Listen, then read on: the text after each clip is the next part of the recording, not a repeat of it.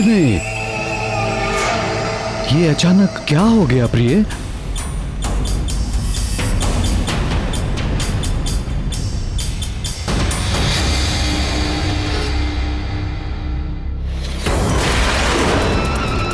स्थिति सामान्य नहीं है राजन।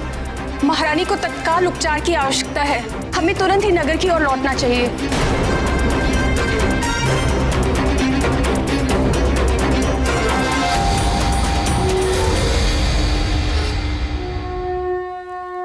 गर्भस्थ शिशु की हत्या करना महापाप है। यह दीर्घ काल तक नरक की यातना का भागी बनाता है। दुष्ट बाली हनुमान लला की हत्या को अपनी ओर से सुनिश्चित कर चुका था। महाराज, महारानी जी को विष दिया गया है।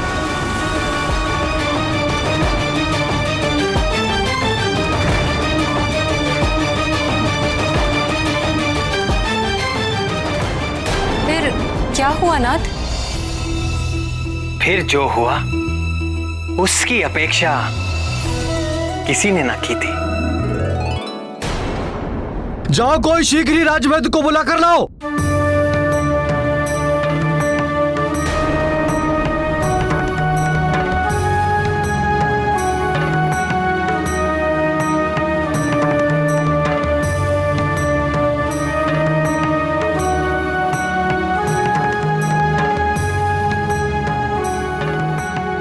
राजन, कोई भी उपचार काम नहीं कर रहा।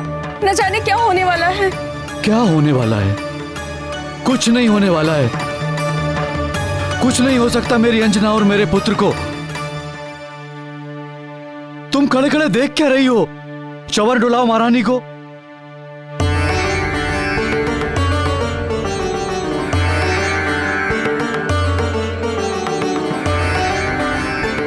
जरा देखिए शरीर पर कहीं दंश का कोई चिन्ह तो नहीं?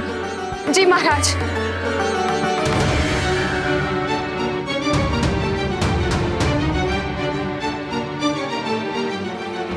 नहीं महाराज, कोई भी चिन्ह नहीं है। अर्थात ये किसी सर्ववृश्चिक या लूता का विष नहीं है। महाराज, जिस वेग से महारानी जी मूर्छित हुई है, उसे देखकर लगता है ये कोई स्थावर विष नहीं है। तो फिर? निश्चित ही ये कोई मिश्रित धातु से बना कृत्रिम विष है। जब तक विष की प्रवृत्ति निश्चित नहीं हो जाती, तब तक वमन की औषधि भी निश्चित नहीं की जा सकती। और जाइए, जाकर देखिए राजवैद्य क्यों नहीं आए अभी तक।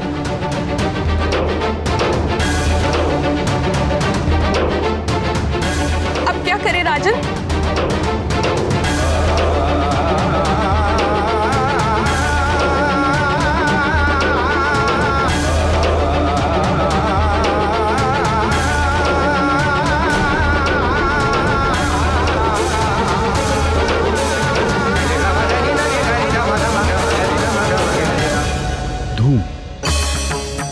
धूम, धूम देना होगा। मैं एक ऐसा धूम जानता हूं जो हर प्रकार के विष में दिया जा सकता है। मैं बताता हूं। हल्दी, मधु, घी, सेंधा नमक, पुराना गुड़, शीघ्र धूम तैयार किया जाए। महाराज, यदि इस धूम से भी कुछ लाभ ना हुआ तो हमें बलपूर्वक महारानी जी को वमन कराना होगा। मैं जाकर औषधियों का प्रबंध करके आती हूँ। जाओ, शीघ्रता करो। जी महाराज।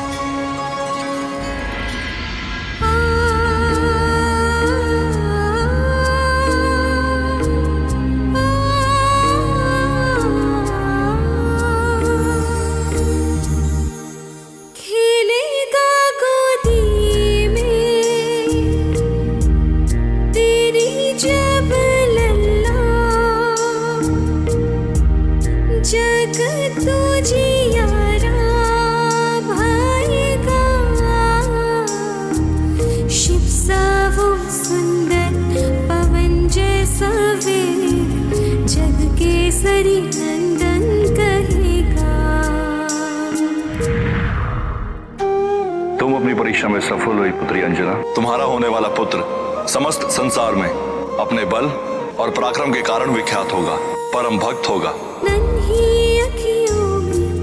चमकेंगे सूरज, चमकेगा और चंदा, अग्नि सा तेज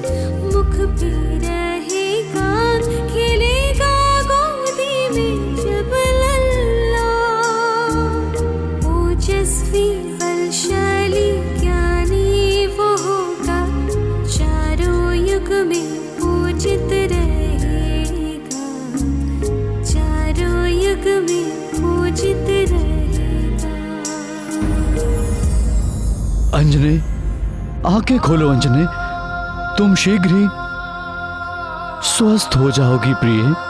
और हमारा पुत्र? उसे भी कुछ नहीं होने दूंगा मैं। तुम मुझे सुन तो पा रही हो ना अंजने? आंखें खोलो अंजने।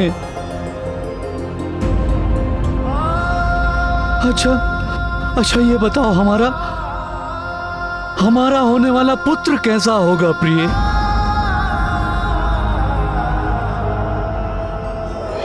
तब पुत्रो जितेंद्रियो भविष्यति। मेरा पुत्र सब इंद्रियों को जीतने वाला होगा। राक्षसी आचरण मिटाने वाला होगा मेरा पुत्र। वेदों का विद्वान होगा मेरा लाल। अंजने, अंजने!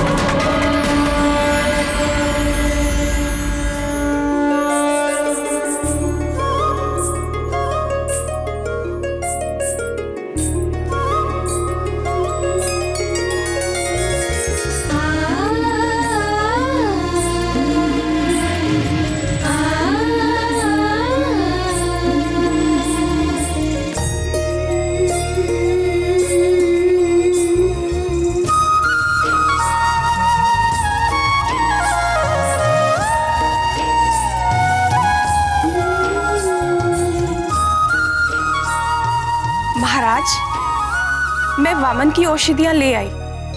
शीघ्र लाओ। किंतु महाराज, इन औषधियों से महारानी का उपचार हो पाएगा या नहीं, ये निश्चित नहीं है। आप स्वयं जाकर राजवैद्य को बुला लाएंगे तो अच्छा होगा। आप निश्चिंत रहिए महाराज, तब तक मैं महारानी जी का ध्यान रखती हूँ।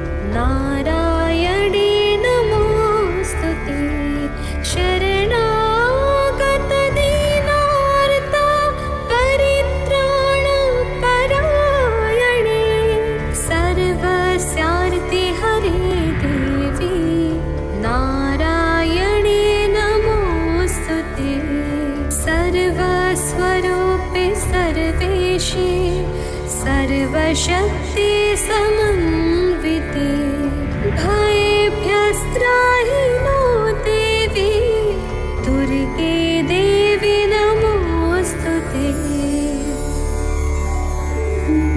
रोगान् शेषानपहंसि तुष्टा दृष्टा तु कामान् सकलान् अभीष्टान् त्वामाश्रितानां न विपन्नराणां त्वामाश्रिता ह्याश्रयतान् प्रयान्ति।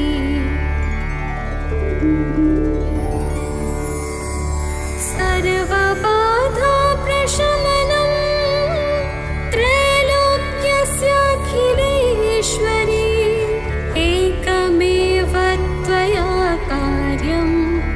अस्मद्वैरिविनाशनम्।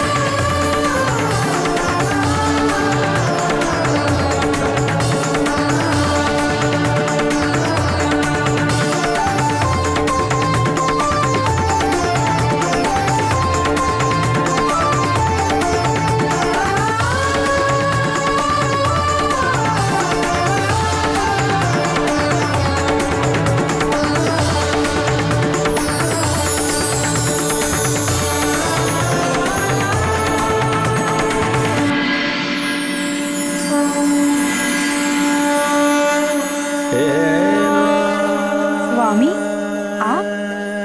शक्ति और शक्तिमान अलग कैसे रह सकते हैं? आप यहाँ आई इसलिए मुझे आना ही पड़ा।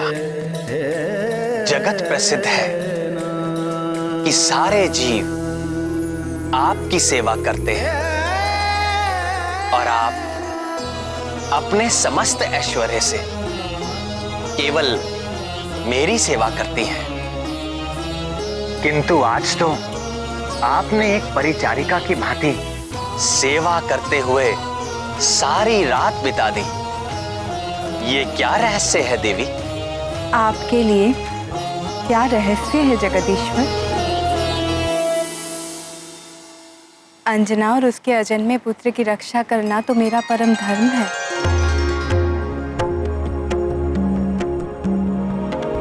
निश्चिंत हो जाइए भगवती, आपकी कृपा से अंजना के शिशु पर आई विपत्ति उसके लिए वरदान बन जाएगी।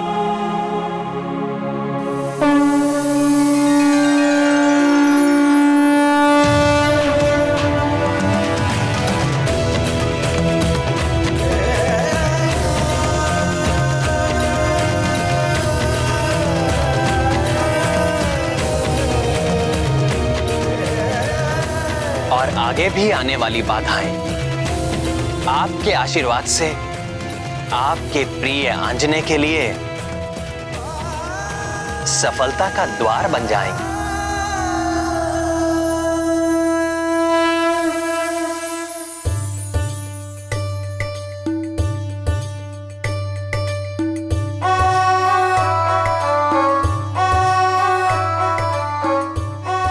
दीदी, आपने ऐसा क्यों कहा?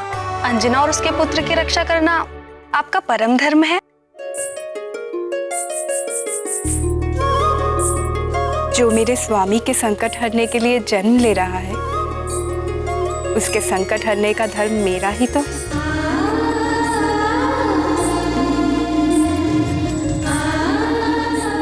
उस रात सुमेरु पर्वत पर अंजना की परिचर्या करते हुए मैं अपने स्वामी की ही सेवा कर रही थी। और पद्म हस्ता देवी लक्ष्मी की इस कृपा के उपरांत वो शुभ घड़ी निकट आ पहुंची, जिसके लिए समस्त देवता प्रतीक्षा कर रहे थे।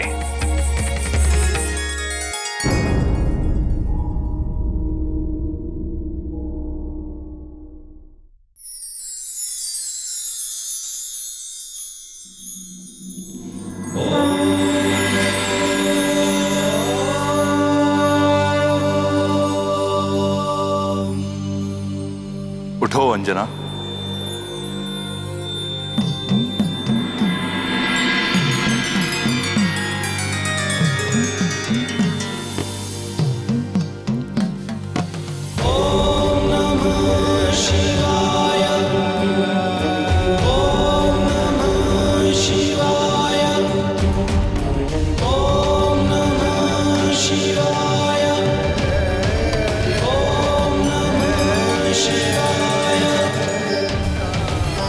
प्रभु महादेव।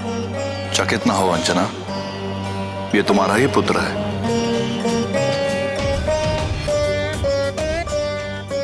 यह वही पुत्र है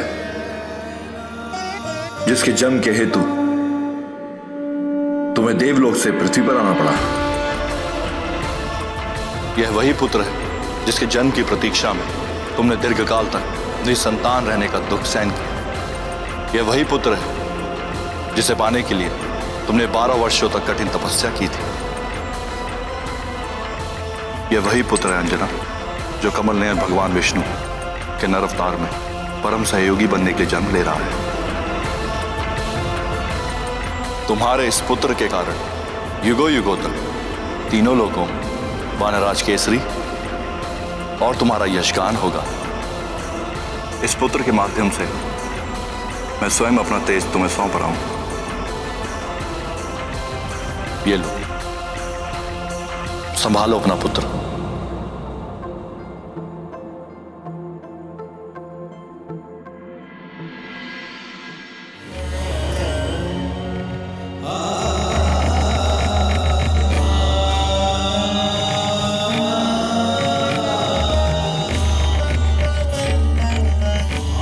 यशस्वी भव।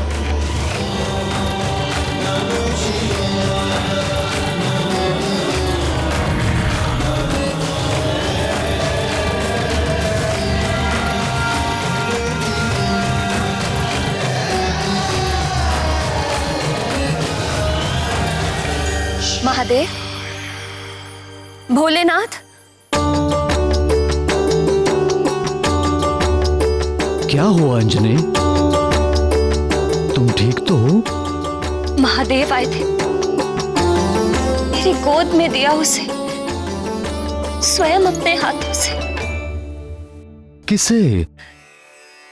हमारे पुत्र को।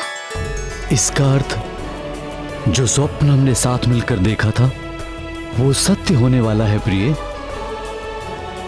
हमारे पुत्र के जन्म की शुभ घड़ी आ गई है।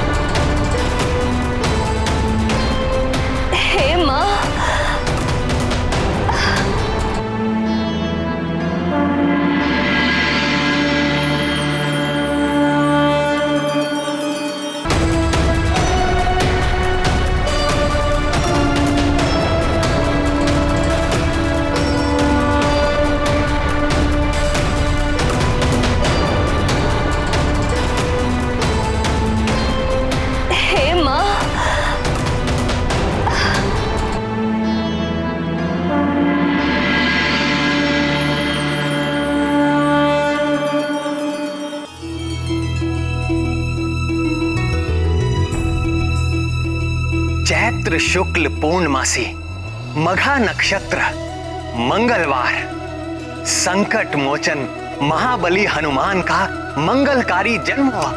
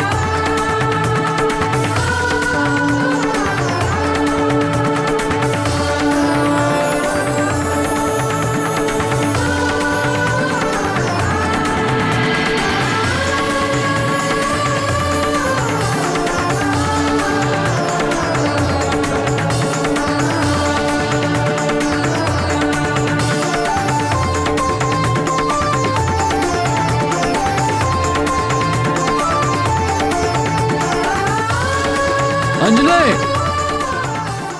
अंजने, मैं यहाँ हूँ। तुम ठीक तो हो ना अंजने? ये कैसा अंजने? मुझे कुछ नहीं हुआ। किंतु ये कैसा अद्भुत प्रकाश है, मुझे कुछ दिखाई नहीं दे रहा है प्रिय।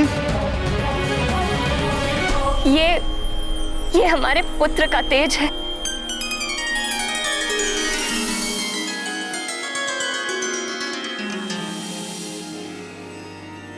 हे भोलेनाथ, हे महादेव, हे भक्त वत्सल त्रिनेत्रधारी, हमारा पुत्र आपके ही तेज से जन्मा है और इसका प्रमाण हमें मिल चुका है। किंतु यदि हमारा लाल इस परम तेजस्वी अवस्था में निरंतर रहेगा तो हम इसकी लीलाओं का सुख पाना तो दूर, इसे देख भी नहीं पाएंगे। हे कृपा निधि, कुछ ऐसी कृपा कीजिए कि इसका तेज भी बना रहे और हम संसारी जीव इसके दर्शन भी कर सकें।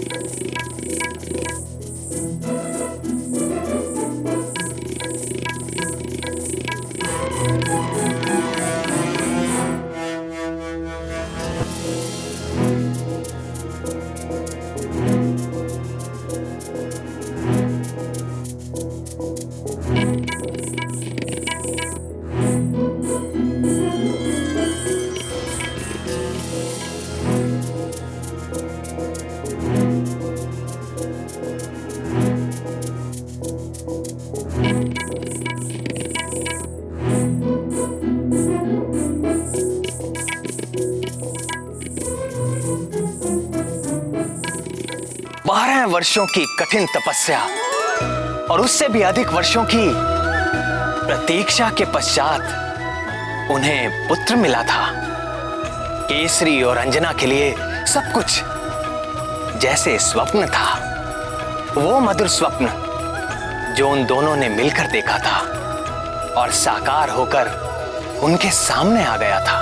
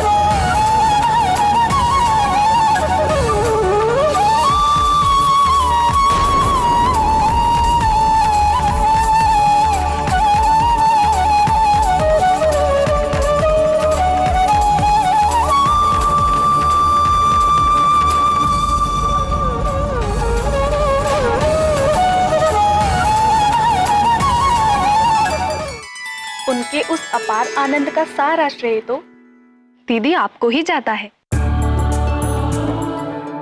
बाली तो हनुमान लला की हत्या के षड्यंत्र में सफल ही हो गया था और उस घातक विष से अंजना का बचना भी असंभव था।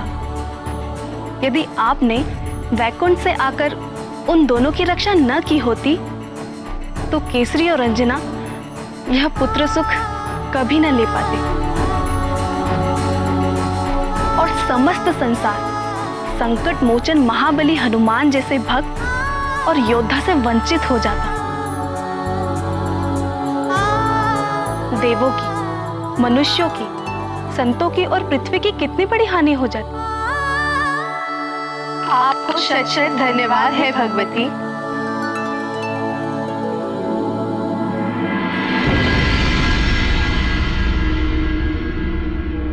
मेरा पुत्र,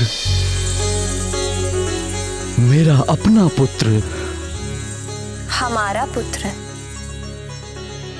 हम दोनों का पुत्र। तुम इतने प्यारे क्यों हो?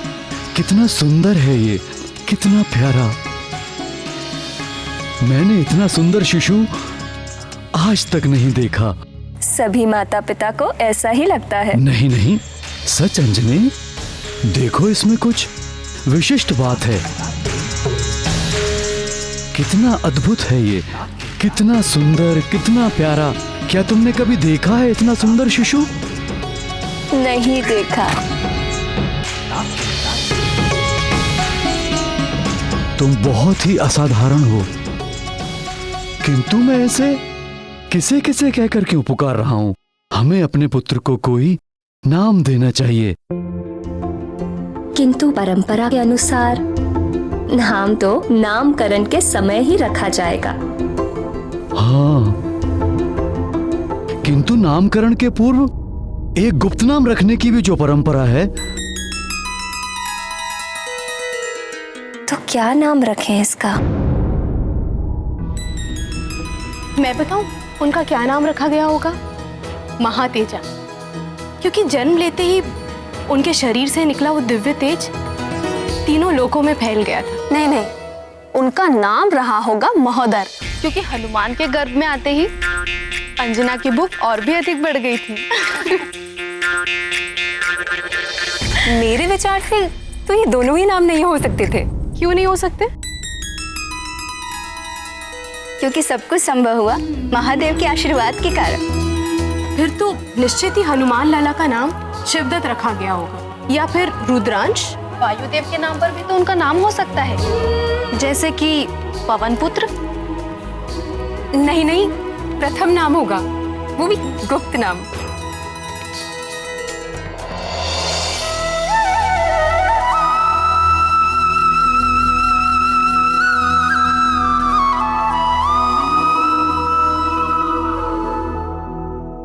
जैसे हनुमान लला के नाम पर आप सब में वाद विवाद हो रहा है, वैसे ही केसरी और अंजना भी अपने नवजात शिशु के गुप्त नाम को लेकर वाद विवाद में फंस गए। अपने लंबे वैवाहिक जीवन में प्रथम बार।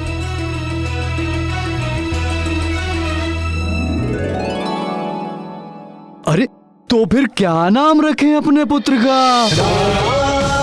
इसके नाम से आपके बल, गुण और पराक्रम का पता चलना चाहिए। देखने में तो तुम्हारी तरह कोमल, सुंदर और सुखदाई है। इसका नाम तुम्हारे नाम पे आधारित होना चाहिए, शशिमुखे। कैसी बात कर रहे हैं आप? पुत्र होकर नाम में कोमलता? बात तो तुम ठीक कह रही हो। तो फिर इस केसरी नंदन का नाम तो आपके नाम से जुड़ा होना चाहिए। केसरी नंदन, ये नाम सुनने में कितना अच्छा लगता है। नहीं नहीं, तुमने इस पुत्र की प्राप्ति के लिए 12 वर्ष कठिन तपस्या की है। तुम्हारे इस विकट तप से भगवान भोले शंकर प्रसन्न हुए और हमें यह पुत्र रत्न प्राप्त हुआ। इसका नाम तुम्हारे नाम पे ही आधारित होना चाहिए। जो पुत्र हमें अंजना की तपस्या के फल स्वरूप मिला है, उसका नाम अंजने होना चाहिए। अंजने? नहीं नहीं नहीं। हाँ अंजने। अंजने में वो बात कहाँ? केसरी नंदन में आनंद आता है। अरे ये आनंद भी तो तुम्हारी तपस्या का परिणाम है। इसे हम अंजने ही पुकारेंगे। अंजने नहीं, केसरी नंदन। केसरी नंदन नहीं, अंजने पुकारेंगे हम इसे। अंजने नहीं, केसरी नंदन। केसरी नंदन नहीं, अंजने पुकारेंगे हम इसे। केसरी नंदन नहीं, अंजने होना चाहिए। अंजने नहीं, केसरी नंदन। अंजने। केसरी नंदन। केसरी नंदन। अंजने। केसरी नंदन। केसरी नंदन। इसे बार बार केसरी नंदन क्यों कह रहा हूँ? केसरी नंदन। श्रीमन नारायण नारायण हरे हरे। हे नाथ, नारद जी वहां भी पहुंच गए। और ये तो दुष्ट बाली को अजन्मे हनुमान लाला के प्राण लेने के लिए जाया था। केसरी और अंजना के पास जाने के पीछे देवर्षि का क्या उद्देश्य था प्राणवल्लभ? क्या कोई और षड्यंत्र होने वाला था? प्रणाम देवर्षि। आसन ग्रहण कीजिए मुनिवर। अरे आप कष्ट मत करिए माते, हम आपको कष्ट देने नहीं, हम तो आपके और आपके इस दिव्य पुत्र के दर्शन करने के लिए आए हैं। हमारे पास आओगे?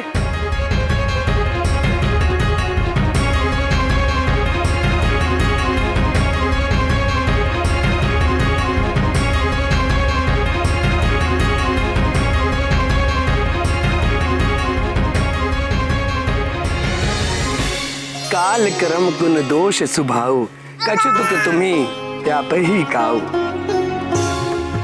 आपके इस जितेंद्रिय पुत्र पर कभी भी शीत, ताप या वृद्धावस्था का प्रभाव नहीं होगा। आपके पुत्र के किसी कर्म पर कर्म फल का दोष नहीं लगेगा। प्रकृति के निरंतर बदलने वाले जो 3 गुण हैं, सत्व, रजस और तमस, उनके कारण समस्त जीव सुख, दुख और मोह के सागर में डूबते उतराते रहते हैं। किंतु तुम्हारा यह पुत्र सदैव आनंद में मग्न रहेगा और कभी भी दुख से पीड़ित नहीं होगा, मोह से बुद्धिहीन नहीं होगा। और यह पराक्रमी बालक सदैव स्वस्थ रहेगा।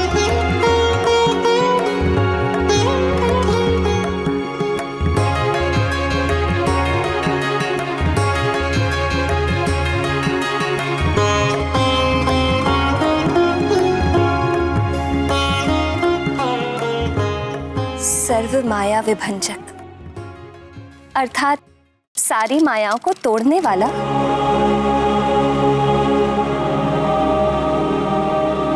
कैसा मनोहर नाम है, सर्व माया विभंजक। मेरे एक नाम को सुनकर आप दोनों घबराइए मत। आपके पुत्र के तो अनेक नाम होने वाले हैं। हाँ, प्रथम गुप्त नाम रखने का जो अधिकार था उसका उपयोग तो आपने कर ही लिया। किंतु महामुनि, हम तो अभी तक एक नाम पर ही एक मत नहीं हो पाए। मैं जानता हूँ वानर राज, किंतु आपके ये दोनों नाम बालक के कानों में इतनी बार गए कि वे दोनों ही उसने स्वीकार कर लिए। क्यों केसरी नंदन? अंजने,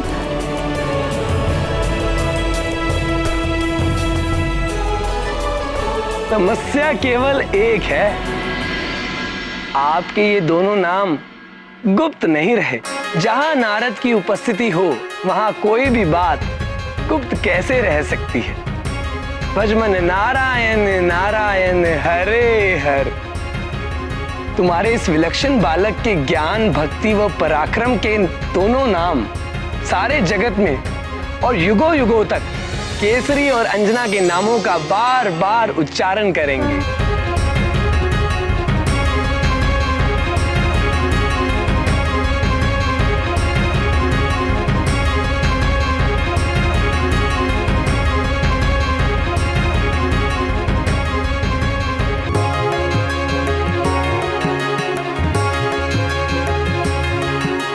किंतु ये व्यवहार मुझे समझ में नहीं आया प्राण बल्लभ। देवऋषि तो हनुमान के विरुद्ध वाली के कान भरते हैं, और दूसरी ओर भाव विभोर होकर हनुमान लला को अनेक आशीर्वाद दे डालते हैं। मैंने तो अपने पिता परम ऋषि जाम्बवान से सुना था, संगीत ज्योतिष के महाविद्वान, भक्ति शास्त्र के प्रथम आचार्य और वैकुंठवासी विष्णु अर्थात आपके परम भक्त हैं। और दूसरी ओर हर प्रकार की कलह प्रसंग में उनकी भूमिका सुनने में आती है। प्रभु, नारद जी के चरित्र की इस गुत्थी को केवल आप ही सुलझा सकते हैं। बताइए ना, इसके पीछे क्या रहस्य है?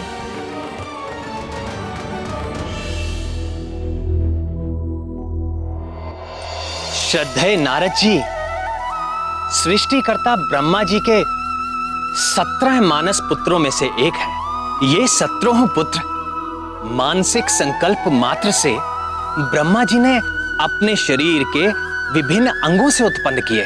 भक्त नारद का जन्म ब्रह्मा जी की गोद से हुआ और उनके एक अन्य पुत्र दक्ष का जन्म ब्रह्मा जी के अंगूठे से हुआ। एक ही पिता की 2 संतानें, दक्ष और नारद। इन दोनों के बीच का मतभेद ही नारद जी की कलह प्रियता का कारण बन गया।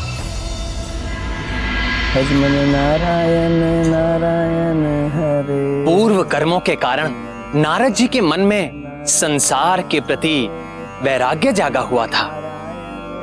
अतः नारद जी ने गृहस्थ आश्रम को स्वीकार नहीं किया और वो वैरागी भक्त हो गए।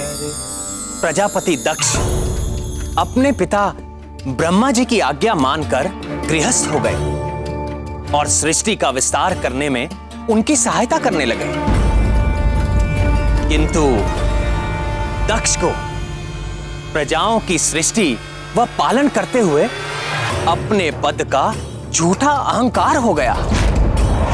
आज मैं तुझे तेरे कर्मों का उचित दंड देता हूं। और वो हठी व क्रोधी हो गए। पुत्रों, तुम सबकी शिक्षा पूर्ण हो चुकी है।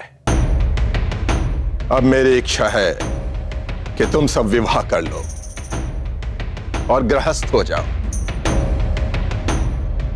और सृष्टि को फैलाने में मेरा सहयोग करो। हरि ओम तत्सत।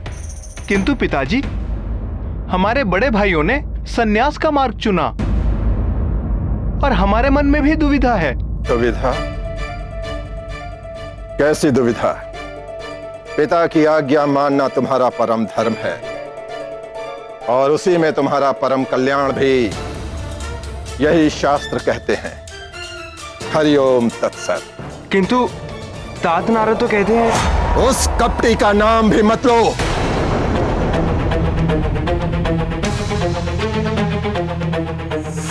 ये उसी नारद की नीचता थी जिसके कारण तुम्हारे बड़े भाई सन्यासी हो गए। उस नारद ने उनकी बुद्धि को भ्रष्ट कर दिया था। हे गोविंद, प्रजापति दक्ष के वे कौन से पुत्र थे जिनको नारद जी ने सन्यासी बना दिया? जब ब्रह्मा जी ने दक्ष को सृष्टि का विस्तार करने के लिए कहा, तो दक्ष ने अपनी पत्नी वीरनी के गर्भ से हर्यश्व नामक 5 सहस्र पुत्रों को उत्पन्न किया। नारद जी ने उन्हें गृहस्थ आश्रम के विरुद्ध उपदेश देकर सन्यासी बना दिया। इस प्रसंग में भी नारद का कोई दोष नहीं था। उन दक्ष पुत्रों की बुद्धि गृहस्थ आश्रम में नहीं थी। अपने पूर्व कर्मों के कारण वो सन्यास के अधिकारी हो ही चुके थे। नारद ने केवल उन्हें प्रेरणा भर दी। तो प्रजापति दक्ष ने फिर क्या किया? देखो मेरे पुत्रों, मेरे पास क्या नहीं है। धन संपदा है, पशुधन है, राज्य है, हंसता खेलता परिवार है मेरा। संसार का हर सुख मुझे उपलब्ध है। क्यों? क्योंकि मैं गृहस्थ हूं, और गृहस्थ आश्रम ही आत्म कल्याण का शास्त्र सम्मत मार्ग है। और तुम लोग भी गृहस्थ हो गए। ये मेरी इच्छा ही नहीं, मेरा आदेश भी है। हरिओम तत्सत। स्मरण रहे, अपने उस ढोंगी नारद से दूर ही रहना। उसके निकट भी मत जाना। यदि वो निकट आए तो तुम लोग उससे दूर चले जाना। यदि वो फिर भी बोले तो अपने कान ढक लेना। समझ गए ना?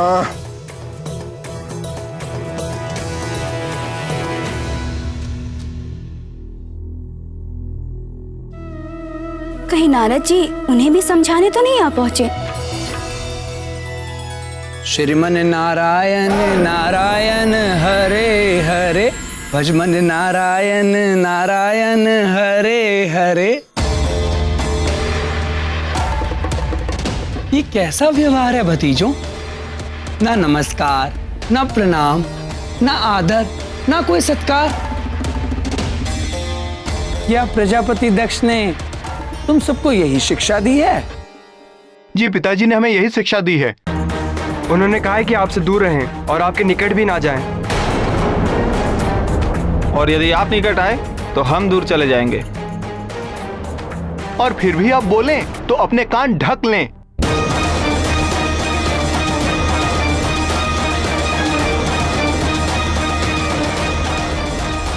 पिताश्री ने हमें बता दिया है, आत्म कल्याण का सच्चा मार्ग गृहस्थ धर्म ही है। हम गृहस्थ बनेंगे और सदैव सुखी रहेंगे। किंतु प्रजापति दक्ष भी तो गृहस्थ हैं। वे सदैव सुखी क्यों नहीं रह पाते? सोचो सोचो।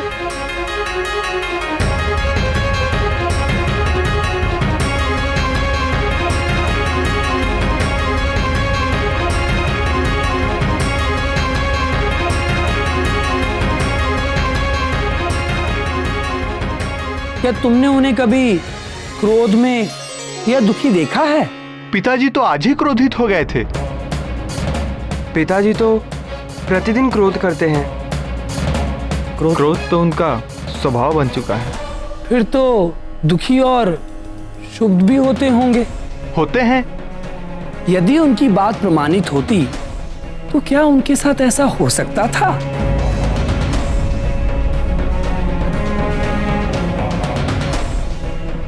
नहीं। अच्छा अब यह बताओ, क्या तुम में से किसी ने भी मुझे कभी भी क्रोध करते हुए या आंसू बहाते हुए देखा है? नहीं, आप तो सदैव प्रसन्न मुद्रा में ही रहते हैं। क्या मैं गृहस्थ हूं? नहीं। और सदैव सुखी रहते हैं। प्रजापति दक्ष गृहस्थ है और सदैव दुखी रहते हैं।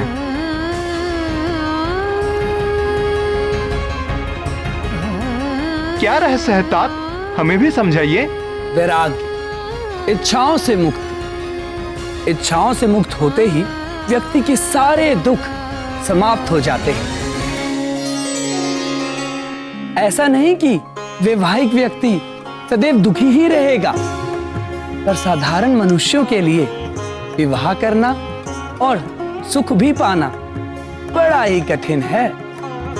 भगवान महादेव और जगदम्बा पार्वती का विवाह सफल है क्योंकि उनमें सांसारिक इच्छाएं नहीं हैं।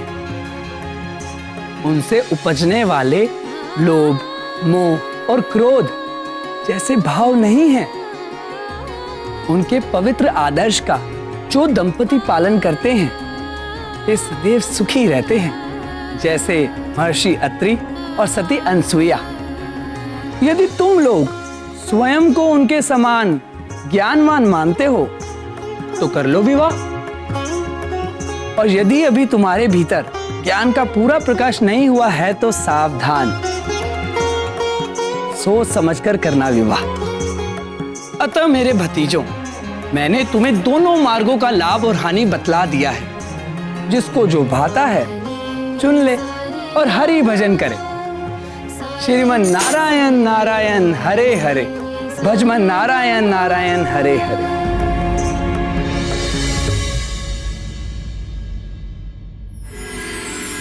प्रिय नारद ने दक्ष के उन 1 सहस्त्र पुत्रों को भी सन्यासी बना दिया और पृथ्वी के कोने कोने में भेज दिया। प्रजापति दक्ष ने फिर क्या किया? उनको तो बड़ा क्रोध आया होगा। आया, और उसी क्रोध के आवेश में उन्होंने नारद जी को श्राप दे डाला। अपने ही वंश बेल को काटने वाले वंश खाते ही आज मैं तुझे तेरे कर्मों का उचित दंड देता हूं। जिस प्रकार तूने मेरे पुत्रों को पृथ्वी के कोने कोने में भटकने के लिए भेज दिया है, उसी प्रकार तू भी सारे संसार में भटकता रहेगा, भटकता रहेगा, भटकता रहेगा। 2 घड़ी से अधिक तू कभी भी किसी स्थान पर नहीं टिक सकेगा और सारे ब्रह्मांड में तू कलह प्रिय के नाम से कुख्यात हो जाएगा, कुख्यात हो जाएगा, कुख्यात हो जाएगा। यदि श्रद्धेय नारद जी चाहते तो वो भी पलटकर दक्ष को श्राप दे सकते थे, किंतु अपने निर्मल संत स्वभाव के चलते उन्होंने दक्ष के श्राप को मेरी इच्छा मानकर चुपचाप स्वीकार कर लिया। और विडंबना यह है कि अपने इन्हीं श्रापों के कारण नारद जी सारे संसार में घूम घूम कर लोक कल्याण करते हैं और सर्वत्र सम्मानित होते हैं।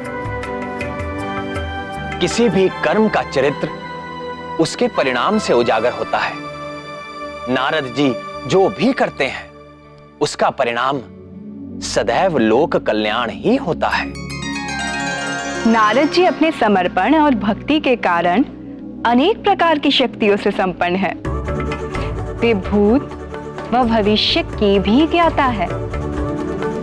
नारद जी ये जानते थे कि हनुमान लल्ला पर कुछ प्रभाव न पड़ेगा और वाली के विष देने से हनुमान लल्ला का क्या गया, उल्टे हनुमान लल्ला को तो दिव्य कुंडल और प्राप्त हो गए। हे प्राणवल्लभ, हनुमान लल्ला इतने प्यारे क्यों हैं? मन करता है उन्हें गोद में उठाकर हृदय से लगाकर जी भरकर दुलार करूं।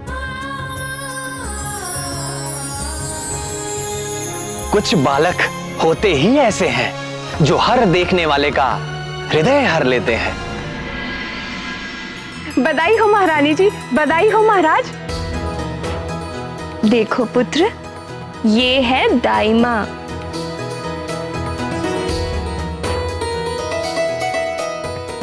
ले ले ले ले, ऐसा सुंदर बच्चा, इतना प्यारा बच्चा तो मैंने आज तक नहीं देखा।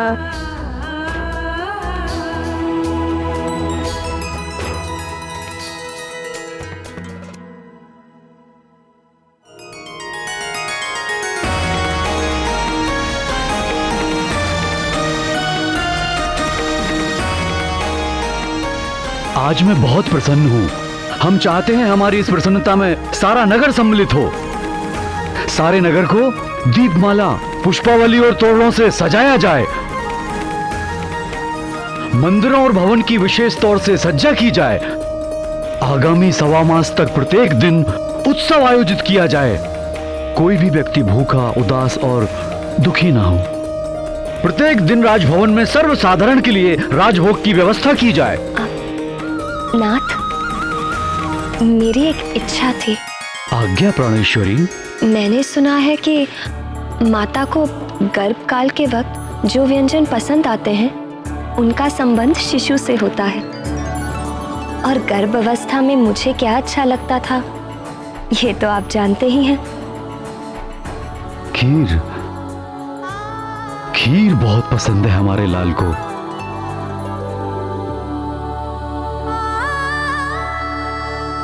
मैं चाहती हूँ कि अन्नप्राशन तक प्रतिदिन नगरवासी खीर खाकर तृप्त रहें।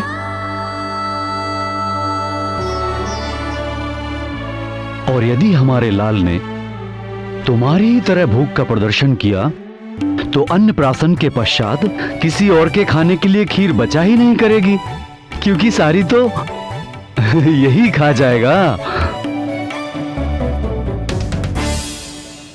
अरे देखिए कैसे मचलने लगा खीर का नाम सुनते ही।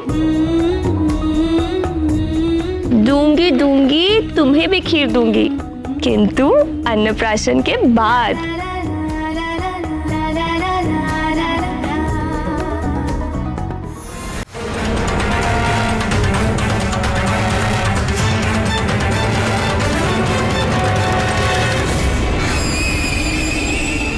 कितने वर्षों के पश्चात युवराज के जन्मोत्सव का ये शुभ अवसर आया है। प्रातःकाल के उस अलौकिक तेज को पंडितों ने बड़ा ही शुभ सगुन बताया है। वो दिव्य तेज हमारे युवराज की देह से ही निकला था।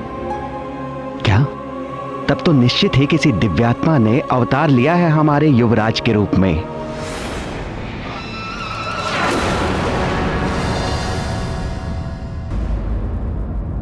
ए, रुको।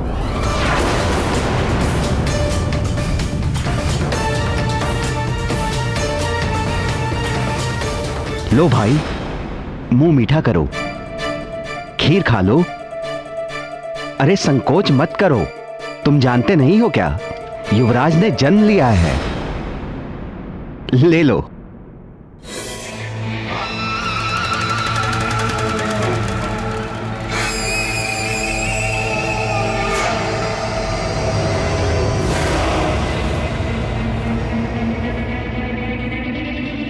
आइए देवी।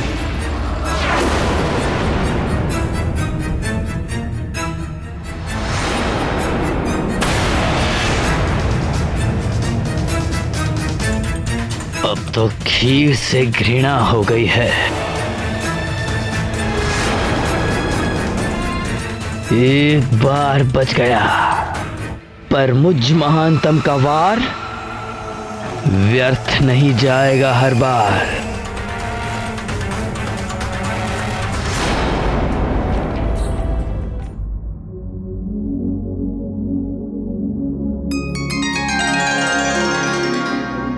आप क्या सोच रहे हैं आर्यपुत्र? मुझे लगा। क्या लगा?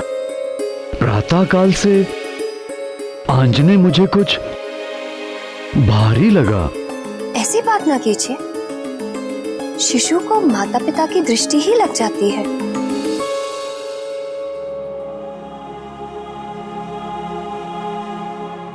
वाली ऐसा अहंकारी था जिसे किसी भी स्थिति में हार स्वीकार नहीं थी। हनुमान लला को मारने में एक बार असफल हो जाने पर निराश होना तो दूर, उल्टे और हट पर अड़ गया। फिर वो एक और क्रूर योजना के साथ आंजनेय को मारने जा पहुंचा।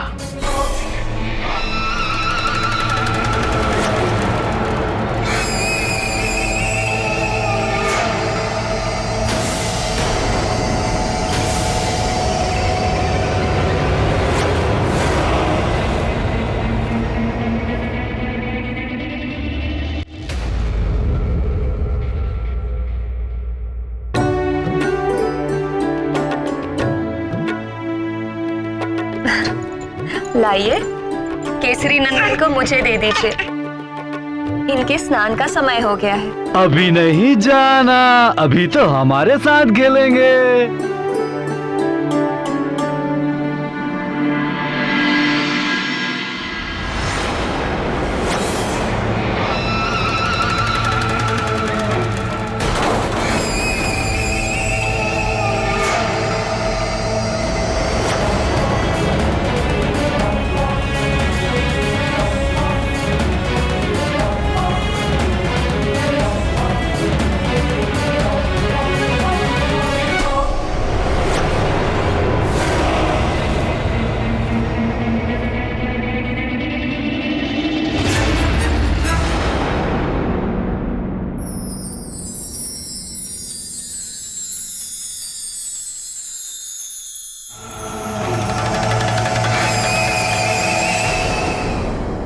आज तो मेरे केसरी नंदन के स्वास्थ्य को उसके पिताजी ही दृष्टि लगा रहे थे ना?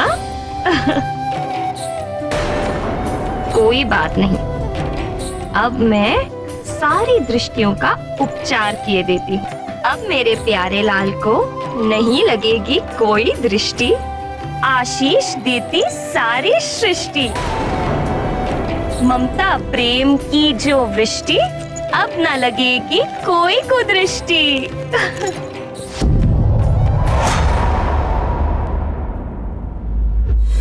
मुझे देख रहा है, मुझ महानतम को ही देख रहा है तो सुन ले मरकट, मैं महानतम तेरा काल हूँ।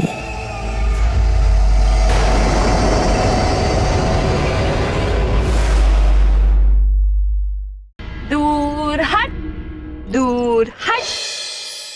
लो, भाग गई सारी कुदृष्टियां।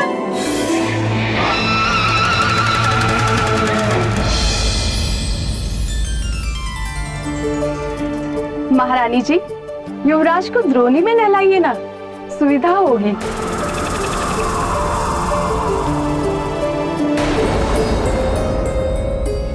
प्रातःकाल से आंजने मुझे कुछ भारी लगा।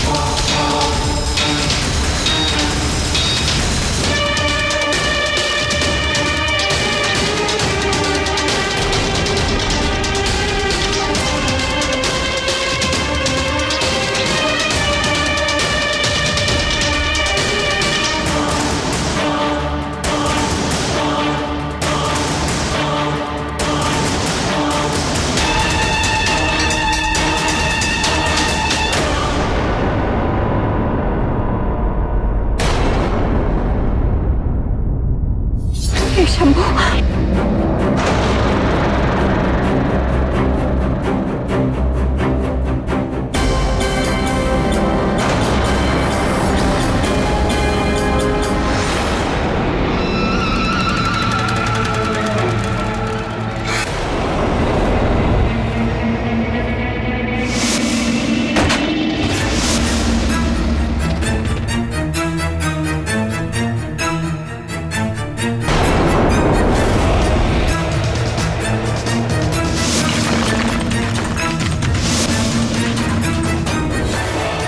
ये तो वज्रकाय है। वाली हनुमान लला के प्राण लेने के विचार से आया था।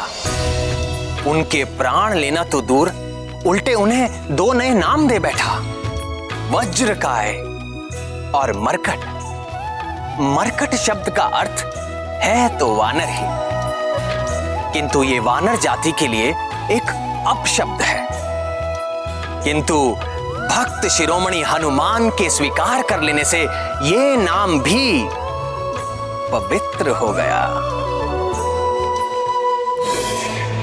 किष्किंधा का युवराज वाली वास्तव में महाबली था, किंतु नन्हे हनुमान लला के नन्हे हाथों का बल देखकर उसका अपना आत्मविश्वास हिल गया। उसे अपने ही बल और पराक्रम पर संदेह हो उठा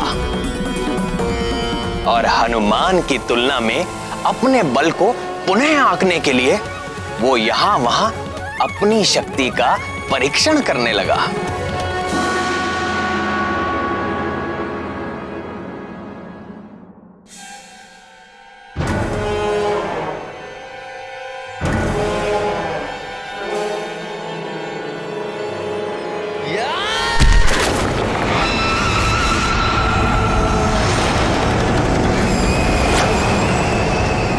मैं महानतम हूं तो मुझ महानतम को अपने बल पर संदेह क्यों हो रहा है? 100 हाथियों का बल है मुझ में, फिर भी मुझ महानतम को ऐसा क्यों लग रहा है कि उस बालक का बल मुझ महानतम के बल से कहीं अधिक है? क्यों उस बालक का बल मुझे भीतर से भयभीत कर रहा है? क्यों? हर अहंकारी जब भी किसी संत महात्मा के सामने जाता है तो उसके अहंकार का भवन डोलने लगता है। वाली को भी हनुमान लला के आगे इसी संकट का सामना करना पड़ रहा था। बजरंग बली जैसे संतों में अहंकार नहीं होता ऐसा नहीं है, उनके भीतर मेरा ईश्वरीय अहंकार होता है, अर्थात अपने अहंकार से मुक्त होकर वो मेरे असीम ज्ञान, असीम ऐश्वर्य और असीम शक्ति के अधिकारी हो जाते हैं। जिसकी कोई सीमा ही ना हो उसकी कहां टक्कर होगी और कहां चोट लगेगी। इसी कारण हमारे हनुमान लला को चोट नहीं लगती। किंतु प्राण वल्लभ, हनुमान लला की ऐसी अद्भुत शक्ति देख अंजना और केसरी की क्या दशा हुई? चिंतित हुए, भयभीत हुए, सन्न हो गए। फिर स्मरण आया उनका पुत्र कोई साधारण वानर पुत्र नहीं है, वो तो स्वयं ब्रह्मांड नायक भगवान भोलेनाथ का अंश है। ये स्मृति आते ही ऐसा महान शक्तिशाली पुत्र पाकर वो बार बार अपने को धन्य मानकर सुखी होने लगे। फिर भी माँ तो माँ ही होती है, अपने पुत्र की रक्षा करने के लिए सदैव आतुर। इसीलिए अंजना ने हनुमान लला के बल की किसी से चर्चा नहीं की, पर सूर्य का तेज भी किसी के छिपाए छिपता है।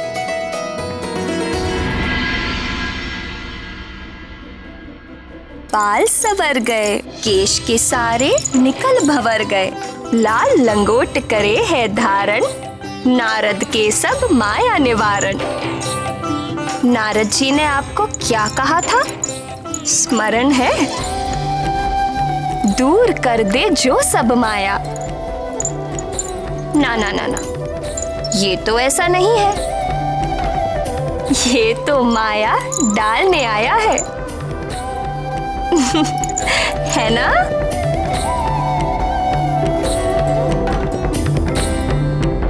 देखो प्राण प्रिय, मैं क्या लाया हूं अंजने के लिए।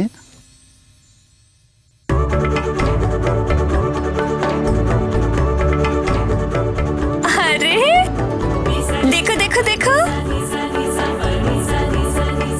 तात क्या लेकर आए हैं? लाल के नन्हे नन्हे पैरों के लिए नुपुर। छन छन छन।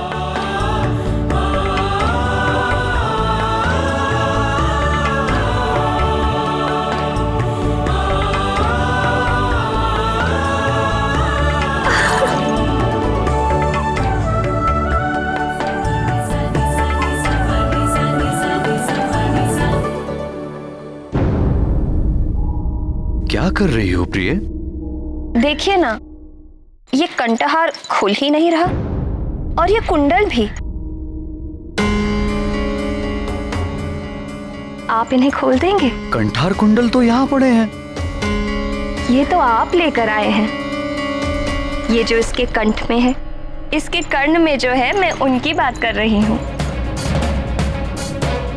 ये कैसा परिहास कर रही हो? आंजनेय के कर्ण में कोई आभूषण नहीं। देखो कंठ भी रिक्त है।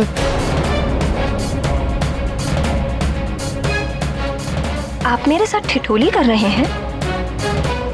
केसरी नंदन ने इस दिव्य कंठहार और इस दिव्य कुंडल के साथ जन्म लिया है। इनका तिरस्कार तो ना करिए। साथ जन्म लिया है? दिव्य कंठ, दिव्य कुंडल, तुम ठीक तो हो ना? कैसी बातें कर रही हो? आपकी कृपा से अंजना के शिशु पर आई विपत्ति उसके लिए वरदान बन जाएगी।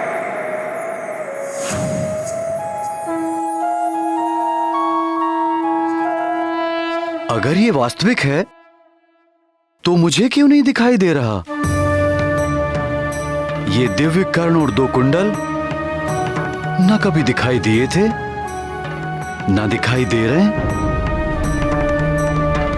महादेव जाने आपको क्यों नहीं दिख रहे। मुझे तो निरंतर दिख रहे हैं और दिख ही नहीं रहे। मैं इनका स्पर्श भी कर सकती हूँ।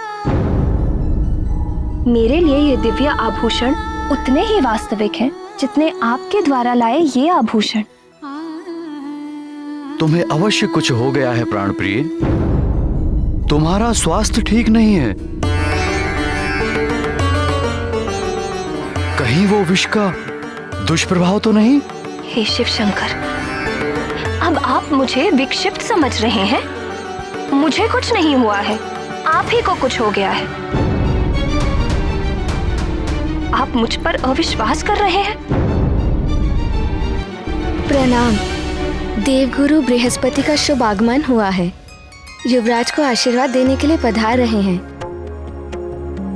पितामह आए हैं, जाओ उन्हें शीघ्र लेकर आओ। जी महाराज। पितामह आ रहे हैं, ये सब हम बाद में देखेंगे। चलिए पितामह का स्वागत करें।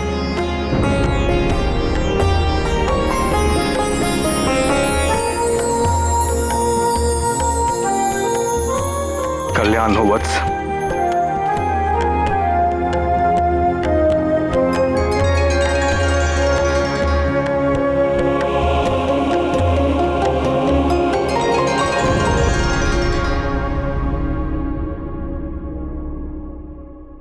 पुत्रवती भव।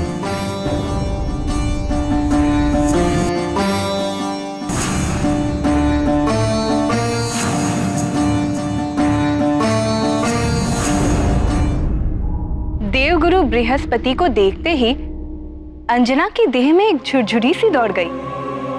पूर्व जन्म और वर्तमान जन्म के घटनाक्रम आपस में घुलने लगे।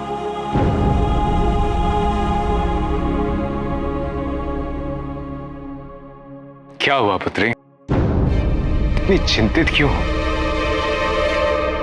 देवगुरु तो सर्वज्ञ है, वे सब जानते हैं। अंजना की मनोदशा क्या उनसे छिपी होगी? अंजना को सब कुछ बताकर शांत क्यों नहीं कर दिया? सुलोचने, जीव अपने पूर्व जन्मों के कर्मों को भूलता ही इसीलिए है ताकि वो उनके पीड़ादायक पाश से मुक्त होकर शांति और आनंद में रह सके। देव गुरु सर्वज्ञ है, जानते थे कि समय के पूर्व कुछ भी करना घातक सिद्ध हो सकता है। इसीलिए वो उचित समय आने पर अंजना को स्वयं ही सब कुछ बता देंगे। रत्न कुंडल, दीप्तिमते, कैसा अलौकिक शिशु है ये। आपका प्रपौत्र है। मेरा प्रपौत्र होने से अलग भी ये बहुत कुछ है और उसका प्रमाण है इसका ये कंठहार और ये दिव्य कुंडल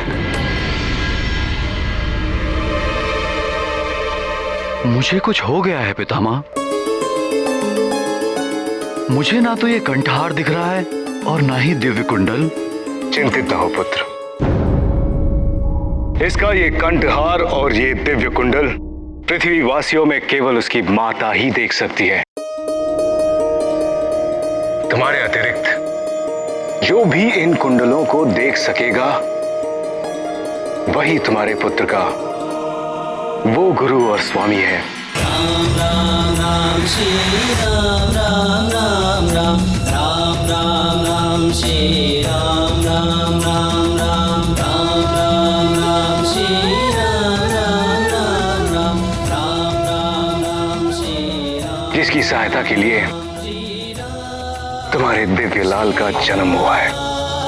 श्री राम श्री राम श्री राम श्री राम।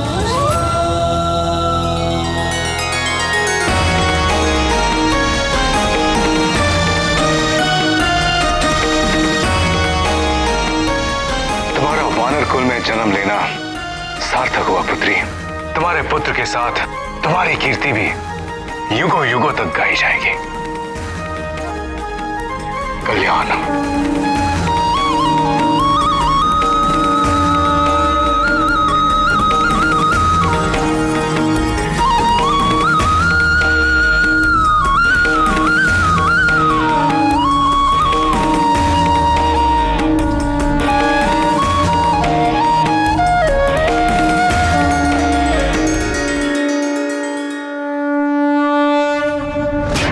ये कैसे हो सकता है? ये सत्य नहीं है।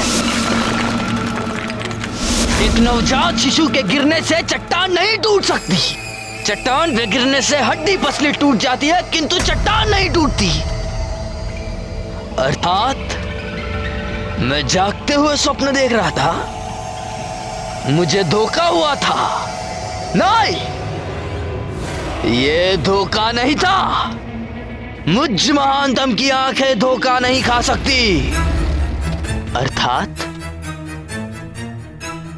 मैंने जो देखा था वो सत्य था। सत्य था वो। किंतु ये कैसे संभव है? कहीं उसका शरीर वज्र का तो नहीं बना?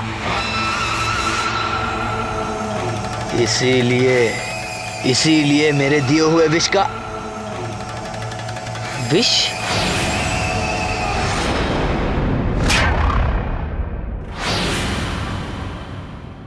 कहीं ये उस विष का तो प्रभाव नहीं है। हो सकता है, हो सकता है। वैदराज! अरे ओ वैदराज, कहां छुप कर बैठा है दुष्ट? बाहर निकाल दुष्ट! मैंने कहा बाहर निकाल। या बाहर निकाल।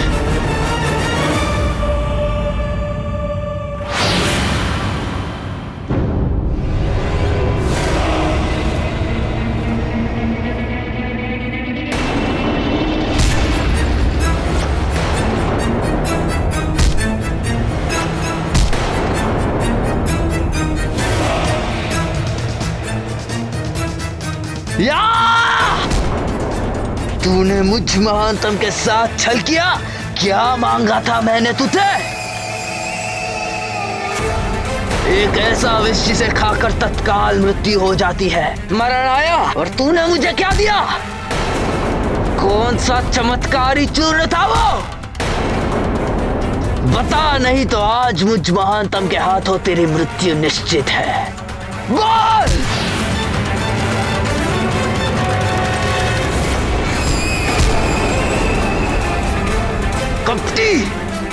तेरा विष खाकर तो मेरा शत्रु यमलोक नहीं पहुंचा, किंतु आज मैं तुझे बिना विष खिलाए ही तुझे पीट पीट कर यम के निकट पहुंचा दूंगा।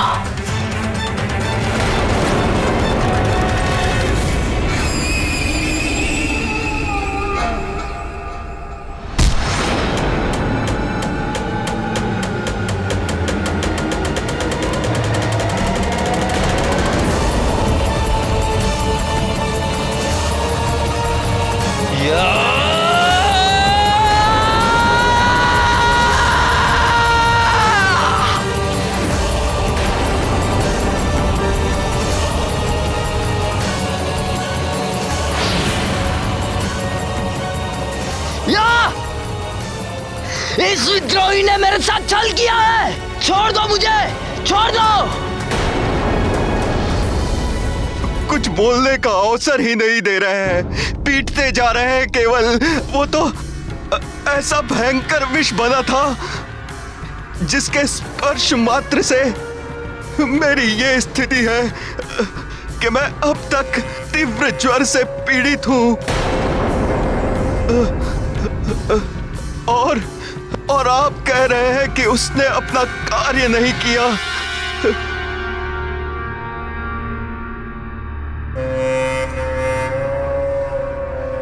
ये किस विष की बात कर रहे हैं बाली भैया? किसको विष दिया? कौन जीवित रह गया? कौन है वो शत्रु? है एक मरकट, शिशु है किंतु अद्भुत है उसका बल।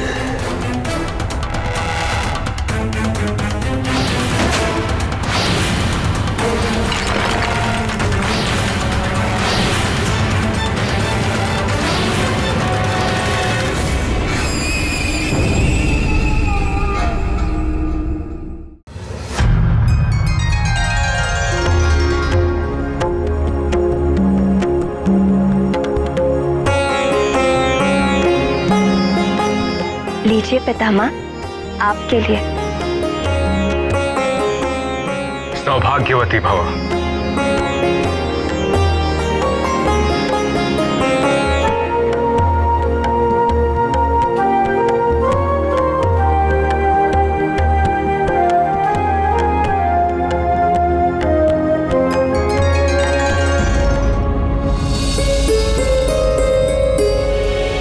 वानरराज, युवराज कहाँ है? यही तो है, अभी तो लिटाया मैंने।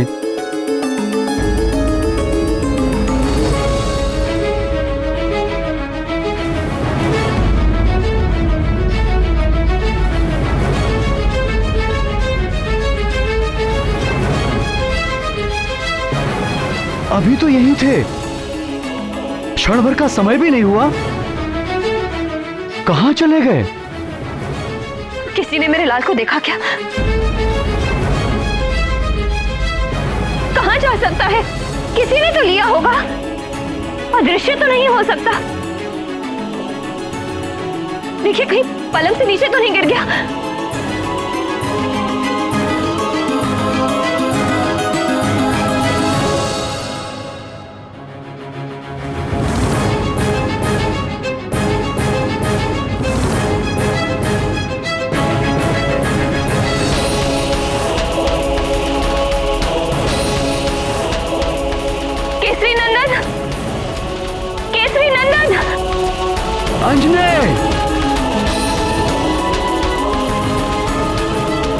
अंजने!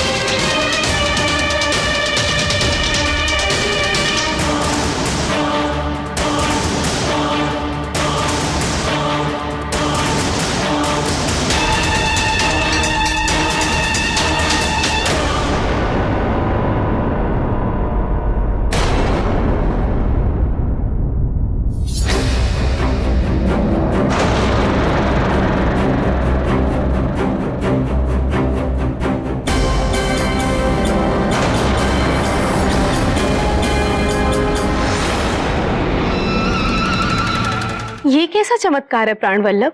2 दिनों के हनुमान लल्ला घुटनों पर चलने लगे। इसमें आश्चर्य कैसा? हमारे श्याम सुंदर ने भी जन्म से 6वें दिन ही राक्षसी पूतना के प्राण खींच लिए थे। आंखें जो देखती हैं और जिसे सत्य मानती हैं, वो अधिकतर एक भ्रम होता है। सर्वव्यापी भगवान शंकर अपनी 8 मूर्तियों के रूप में इस जगत के हर तत्व में वास करते हैं।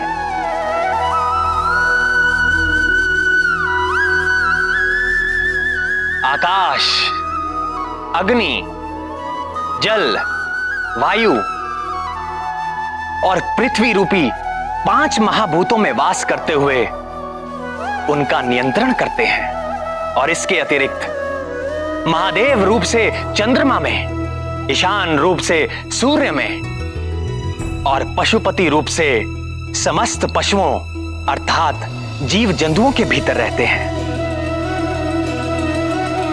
सूक्ष्म से सूक्ष्म कीटाणु से लेकर सारे पशु, पक्षी, मनुष्य, देवता, इन सब की आत्मा में पशुपति उपस्थित है। ईशावास्यमिदं सर्व यत्किंच जगत्याम जगत। इस जगत में जो कुछ भी है, सब में महेश्वर का वास है। इन 8 रूपों में से जो सर्वव्यापी वायु है, इस ब्रह्मांड में सभी जीवों की सारी शक्ति का कारण प्राण रूपी वायु ही है। और जब ये शक्ति एक रूप ले लेती है, तो वो और कोई नहीं, स्वयं हनुमान ही है। यदि वो प्राण वायु रूपी हनुमान अपने शैशव में ही वज्रकाय हो, महाबली हो, संकट मोचन हो, तो आश्चर्य कैसा? उन्हें देखने वाले निरंतर अद्भुत रस में डूबे रहे, तो आश्चर्य कैसा? वो हैं ही अद्भुत। अद्भुत शिशु, हमारा शत्रु, एक शिशु।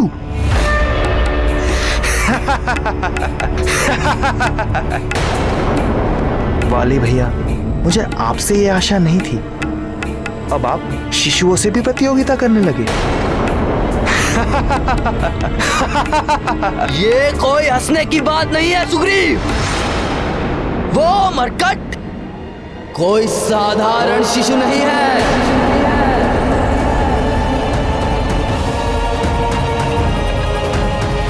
वो शिशु है, किंतु वो मायावी शक्ति संपन्न है। मायावी है तो भी न जाने कितने यक्ष राक्षस आदि घूमते रहते हैं, सब तो हमारे शत्रु नहीं हो जाते। और फिर एक शिशु।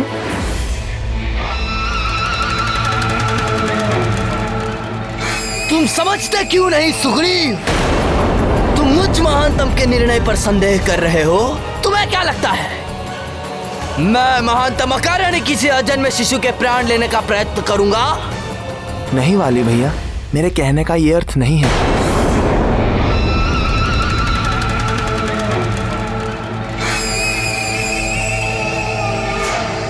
तो क्या अर्थ है? क्या किसी विष भरे सपोले को इसीलिए पालते रहना चाहिए कि वो अभी शिशु है, नवजात है? अरे मूर्ख, बुद्धिमान तो वही है जो विष वृक्ष को बढ़ने से पूर्व ही उसे जड़ से उखाड़ के फेंक दे।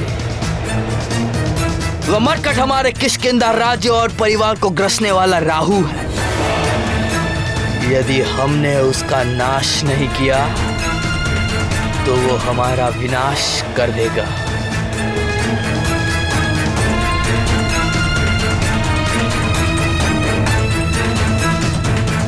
किंतु आप ये सब कैसे जानते हैं?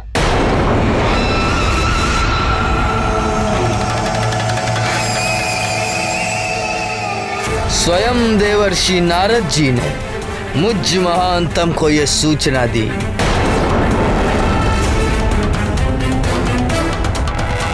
यदि ऐसा है तो भैया मैं भी आपके साथ हूं। किष्किंधा की रक्षा के लिए मैं अपने हाथों से उसकी जीवन लीला का अंत करूंगा।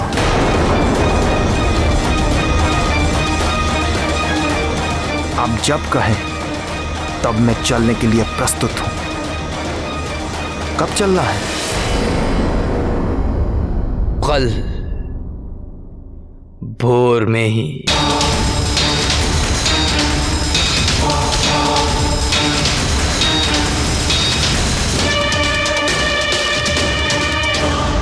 गजाननं भूतगणादिसेवितं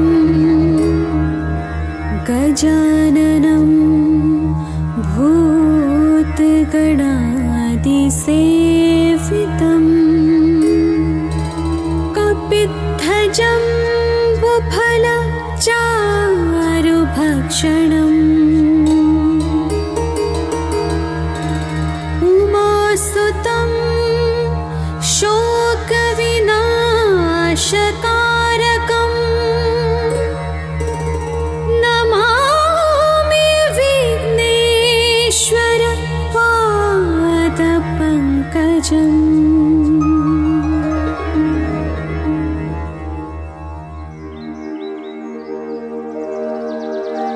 पृथ्वी सगन्धा सरसास्तथापः स्पर्शश्च वायुर्ज्वलनः सतेजः नभः सशब्दं महता सहैव यच्छन्तु सर्वे मम सुप्रभातम्।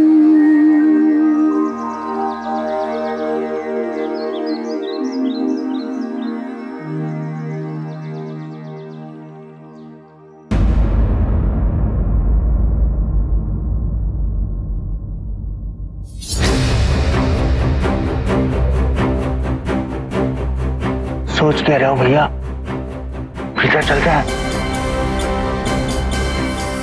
अरे बुद्धिहीन, यदि किसी सैनिक ने हमें देख लिया तो पकड़े गए तो बंधक बना के रख लिए जाएंगे, और पहचाने गए तो? भैया मैं सोच रहा सोचने का काम तुम मत करो सुग्रीव, वो तुम मुझ महानतम के लिए छोड़ दो। तुम केवल मेरी आज्ञा का पालन करो, समझे? जी भैया। भैया मेरे मन में एक विचार।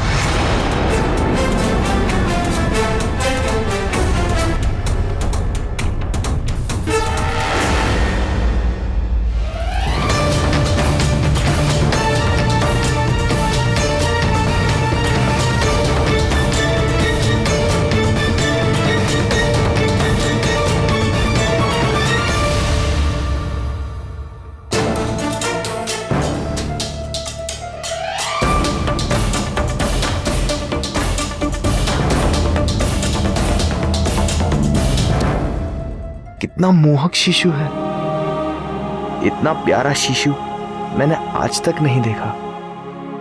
प्यारा शिशु? अरे मूर्ख, ये वही मरकट है, हमारा शत्रु, किष्किंधा का शत्रु। किंतु भैया वो मरकट नवजात है, कुछ दिन पूर्व ही जन्मा है, किंतु ये तो 5-6 मास का दिख रहा है।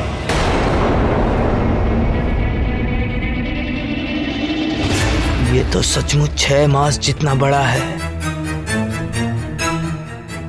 किंतु ये कैसे संभव है? इसके जन्मे तो 5 दिन भी पूरे नहीं हुए।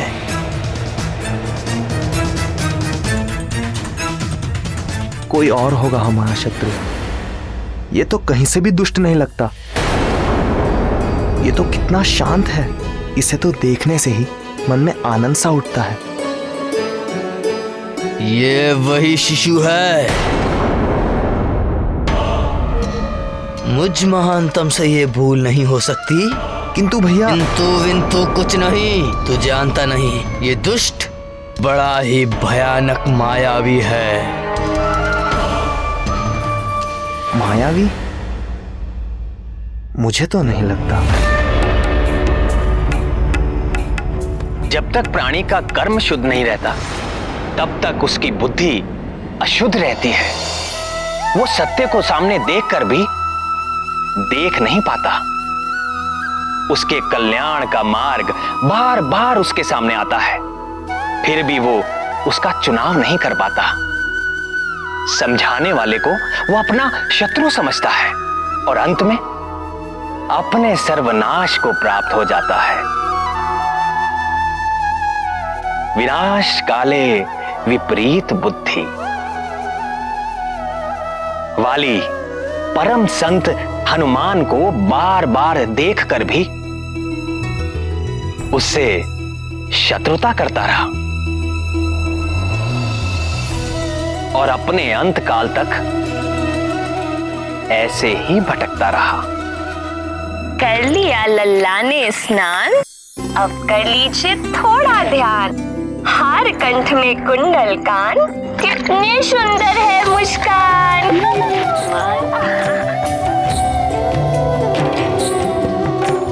महारानी जी, आप कुछ खा लीजिए। जब तक युवराज का अन्नप्राशन नहीं हो जाता तो उनके लिए भी आपको ही खाना होगा ना।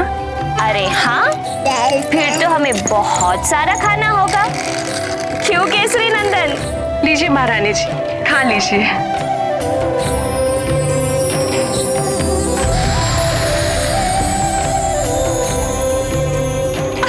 नहीं नहीं नहीं, अभी नहीं। ढाई माँ, आप भी खाइए ना। अभी नहीं, अन्नप्राशन के बाद।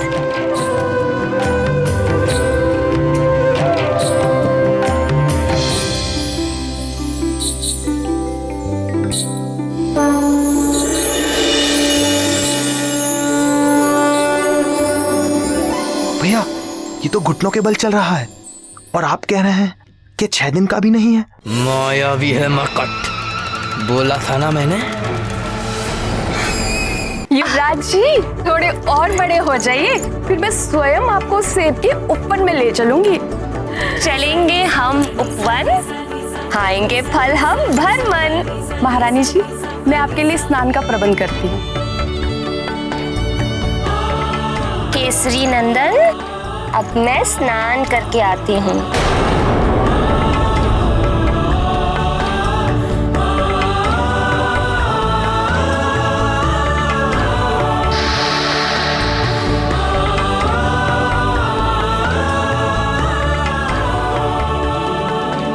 अब माँ जा रही है करने स्नान और आप कीजिए कुछ क्षण आराम। चलो चलो, लेट जाओ।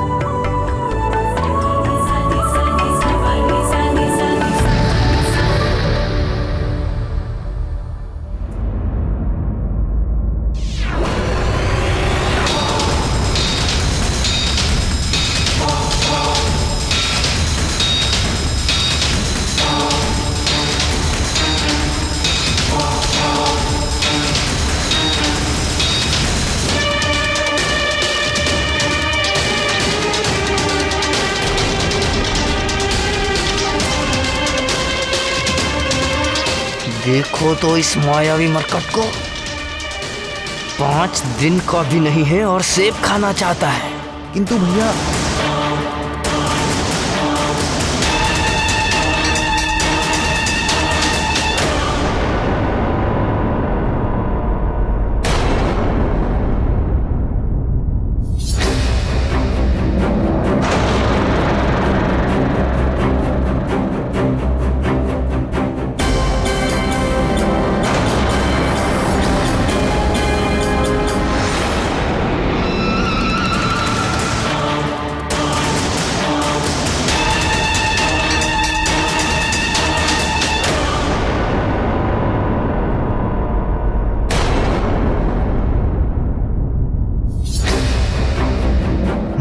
देव, भैया ये तो खड़ा भी हो गया।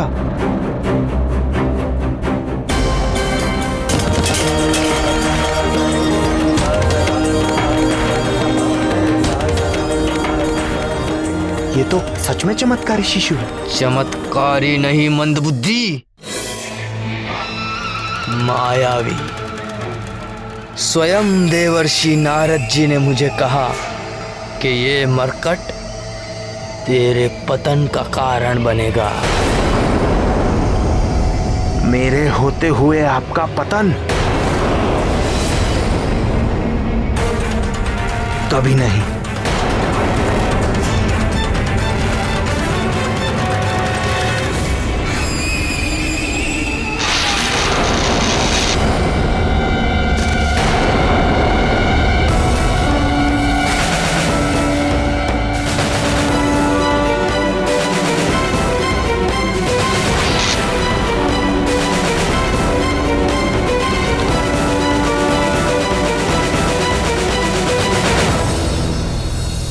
वाली जितना दुष्ट और धूर्त है, सुग्रीव उतना ही निश्चल और सरल। कितनी सरलता से वो घमंडी वाली के झूठ में आ गया। निर्मल मन जन सो मोहि पावा, मोहि कपट छल छिद्र न भावा। सरल व्यक्ति जैसा स्वयं है वैसा ही संसार को देखता है। जैसे सुग्रीव का हृदय सरल है, इसी कारण वो मेरा मित्र है। जिसके हृदय में छल और कपट हो वो मुझे पा ही नहीं सकता। कपट करने वाला सोचता है कि वो सबको मूर्ख बनाकर अपना स्वार्थ सिद्ध कर रहा है, किंतु अंत में वो अपनी ही हानि कर बैठता है। जैसे देखो, आज वानर राज सुग्रीव की देवता तक प्रशंसा करते हैं, जबकि वाली अपने कर्मों के कारण हर लोक में निंदा का पात्र है।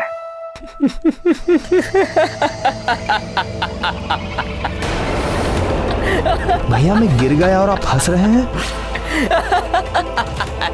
क्योंकि मैं भी तुमसे पूर्व इसी तरह गिर चुका हूं, ठीक वहीं से।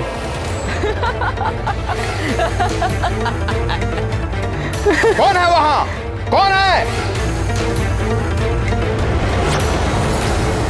कहां गए? ये शब्द तो यहां से आ रहे थे, कहां गए?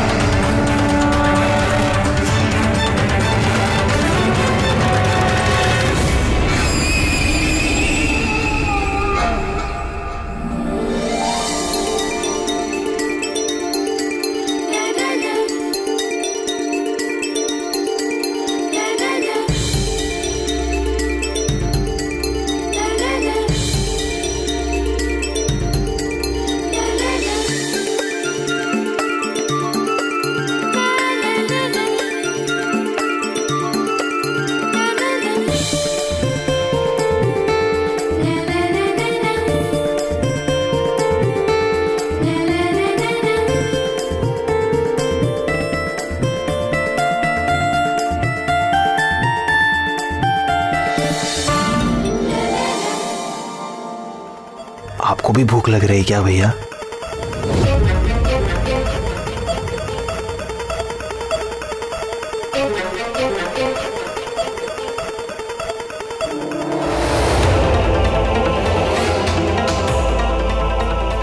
आपने मेरे प्रश्न का उत्तर नहीं दिया भैया। कहाँ ढूंढूं? भैया हमने प्रायः पूरा राजभवन ढूंढ लिया, किंतु वो शांत और सुंदर शिशु अब तक नहीं दिखाई दिया। शांत सुंदर? मरकट बोलो, मरकट शत्रु है वो हमारा। मुझे क्षमा करे भैया, मैं भूल गया था। अब मैं सदा स्मरण रखूंगा। मरकट, मरकट।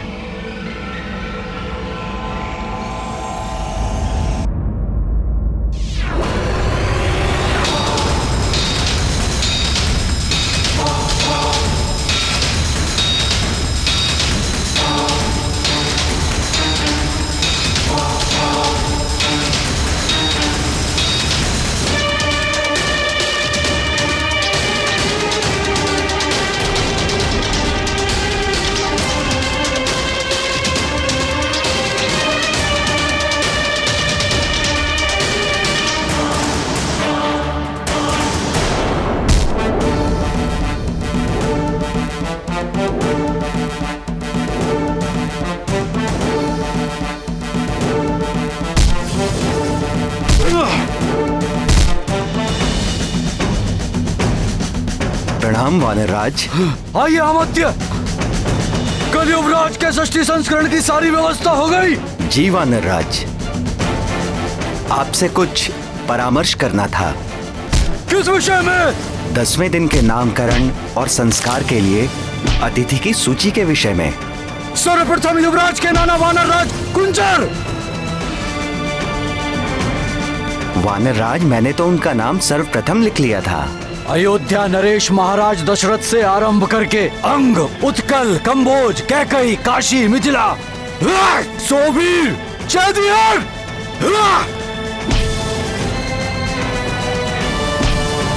सात सभी मित्र राज्यों को निमंत्रण दे।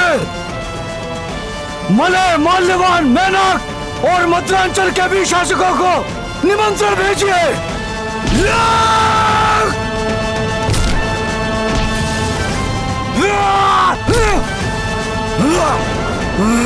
परम पूज्य ऋषि पनग, ऋषि मगध और ऋषि अगस्त को तो आना ही होगा। साथ ही दंडकानन, मतंगारण्य तथा नैमिषारण्य में तपस्या कर रहे सभी ऋषियों को संदेश दीजिए कि युवराज को आशीर्वाद देने अवश्य पधारें। और हमारे सीमावर्ती किष्किंधा के राजा ऋक्षराज और उनके पुत्र वाली और सुग्रीव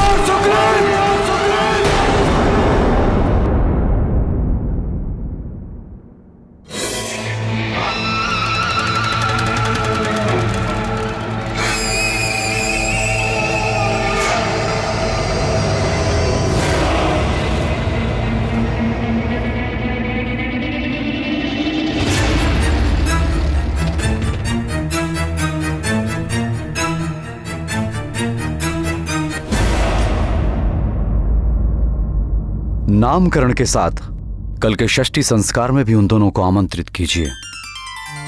प्रणाम महाराज। महाराज, ऋषि शवानी के शिष्य आपसे मिलने की अनुमति चाहते हैं। आने दो। जी महाराज।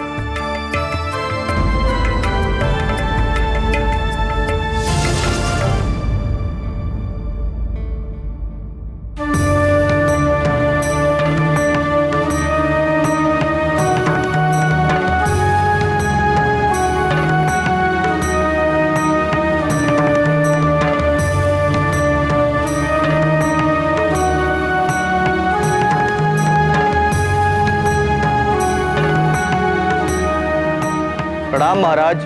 प्रणाम तपस्वी। हम दंडकारण्य से आपको कुछ सौंपने आए।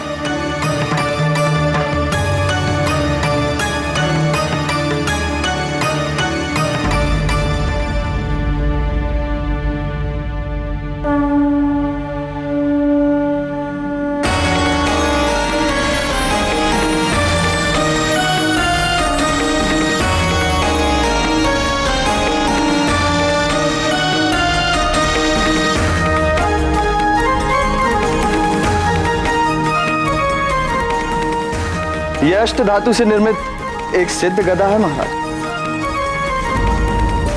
हमारे गुरु के गुरु ने यह गदा तपस्या करके स्वयं दिव्य शक्तियों से प्राप्त की थी महाराज। किस प्रयोजन से?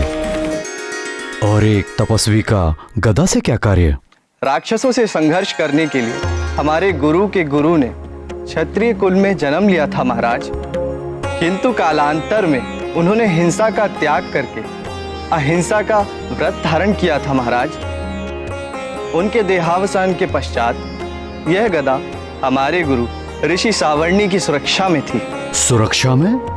जी, वे अपने गुरु की आज्ञा अनुसार इस गदा के अधिकारी के जन्म लेने की प्रतीक्षा कर रहे थे,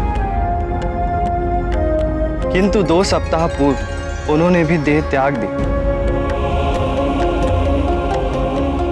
अपने देहांत के पूर्व उन्होंने कहा था कि यदि यह गदा आश्रम में रही तो किसी राक्षसी शक्ति में पड़ जाने का संकट हो सकता है। अतः उनके आदेश पर ही हम यह सिद्ध गदा आपको सौंपने आए हैं। किंतु मुझे ही क्यों? उन्होंने कहा था कि शम्भ साधन नामक राक्षस के वध के पश्चात आप ही इस गदा के योग्य अधिकारी हैं। अच्छा, जो इसके वास्तविक अधिकारी हैं वो कौन है? मैंने भी उनसे यही प्रश्न पूछा था। तो उन्होंने क्या उत्तर दिया? समय आने पर इस गदा का वास्तविक अधिकारी स्वयं आपसे यह गदा मांग लेगा महाराज, और आप ये गदा उसे सहर्ष दे भी देंगे। ऋषियों की बातें सदा समझ में नहीं आती, किंतु समय बीतने पर हर रहस्य खुल ही जाता है।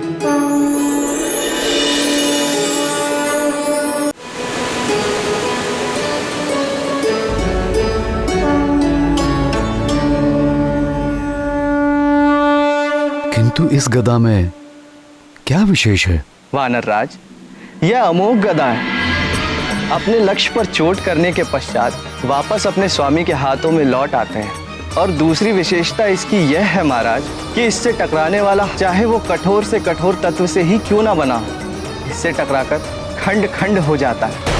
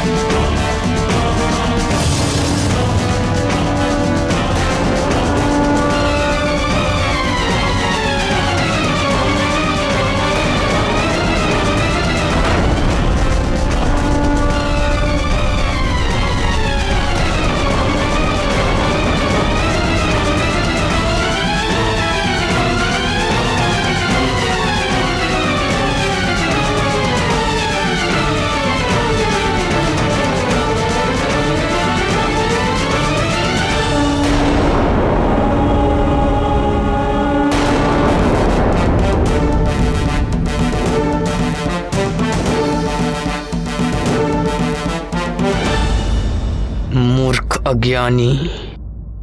अब मैंने क्या किया भैया? मैं तो कब से यहाँ पे चुपचाप खड़ा हूँ।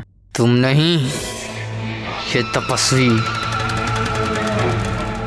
तपस्वी इतना भी नहीं जानता कि इस गदा का योग्य अधिकारी कौन है। कौन है भैया? कौन है? मैं महानतम। और कौन?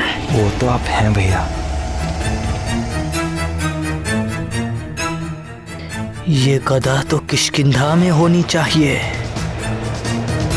मेरे पास मुझ महानतम के हाथ में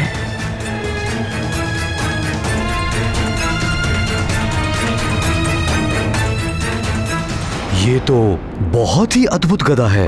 आपके गुरु के गुरु अवश्य ही कुशल योद्धा रहे होंगे।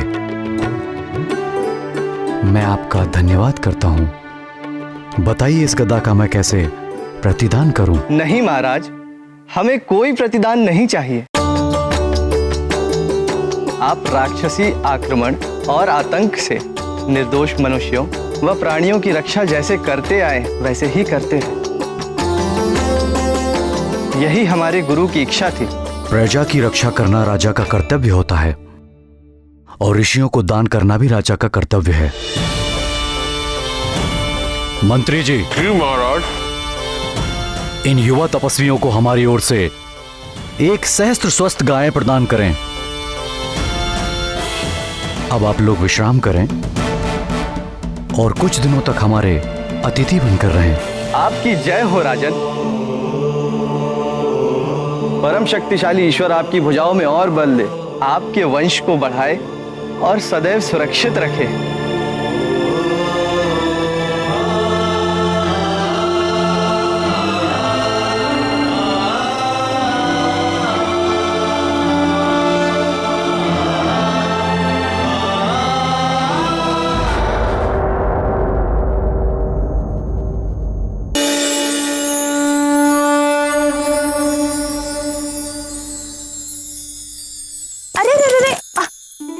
अभी नहीं बेटा, अन्नप्राशन के पश्चात। आ जाओ।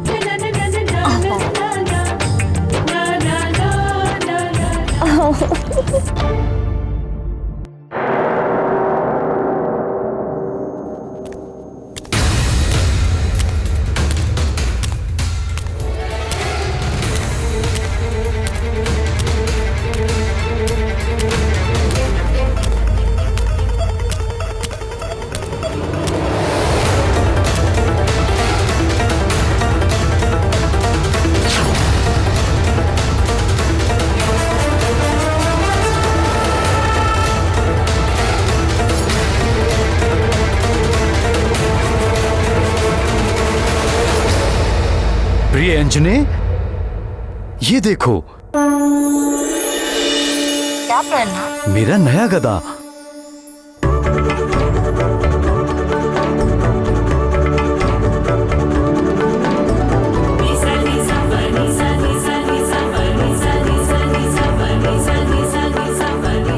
जानती हो इसकी विशेषता क्या है? क्या आर्यपुत्र? ये अमोघ गदा लक्ष्य पर चोट मारकर स्वामी के हाथों में स्वयं वापस आ जाता है। और उससे भी अधिक विशेषता है, ये कठोर से कठोर शस्त्र को एक ही टक्कर में खंड खंड कर देता है।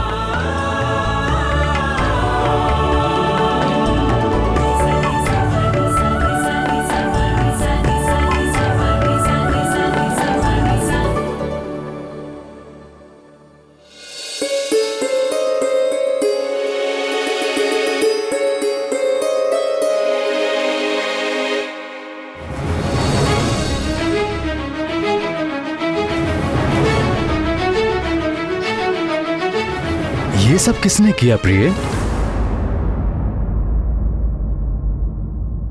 न जाने किसने किया।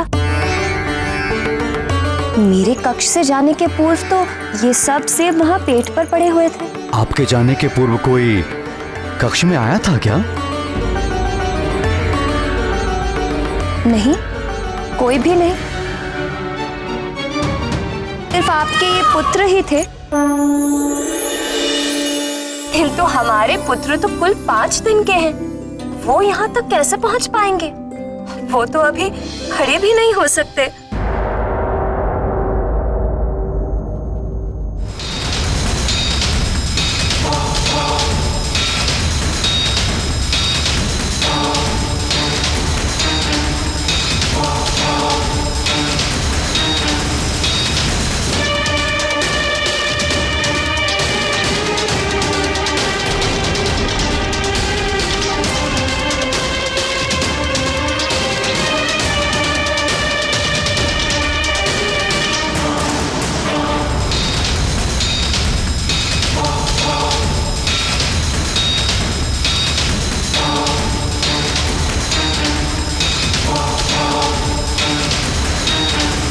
नाथ, ये देखिए